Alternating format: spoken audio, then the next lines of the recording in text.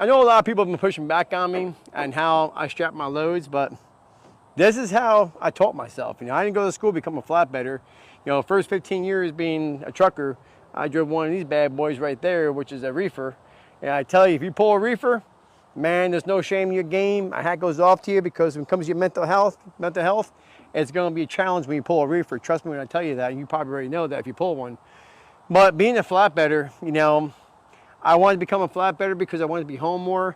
I wanted to be more active, and I tell you, you're going to be active being a flatbedder. And how I learned how to strap my loads is by going on YouTube, watching other truck drivers, and this is the system that works for me. And a lot of people are pushing back, saying about a load I strapped the other day and how I strap my loads. And oh, there's no twist in it. I did this wrong, did that wrong. You know, this works for me, you know, and I've been inspected by DOT a few times and they never had a problem with this. So as long as DOT is okay with it, I'm okay with it. And when people were saying that I don't have a twist in my strap, yeah, I just don't feel I need to have a twist on something this simple. Now, if I pull a load of lumber and it's high, I'll put a twist in it. But something like this, it's really simple. And I wanted to get my point across and try to help new flatbedders like myself who are trying to find new ways to strap. And that's why I did the video. And if I put a twist in it, all I'm gonna do is confuse people. So just make it straight, simple, and hope they can catch on and come up with their own system, because you have to learn how to do things your way, not my way or anyone else's way. You have to do it your way. And the reason why I have my dunnage on top of my trailer is the load I'm picking up tomorrow. Well, I need to have 12 pieces of dunnage.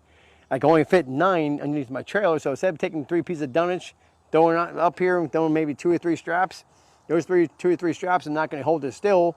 And if you're a new flatbedder, you can probably understand what I'm talking about. It's really frustrating. You hit those bumps and it's going to come loose. So what works for me is I went and got the extra 3 pieces of dunnage so I keep them here in the property. I got 1 piece underneath the trailer, and I just kind of made like a little foundation to where, you know, I just kind of, you know, make the wood work against each other.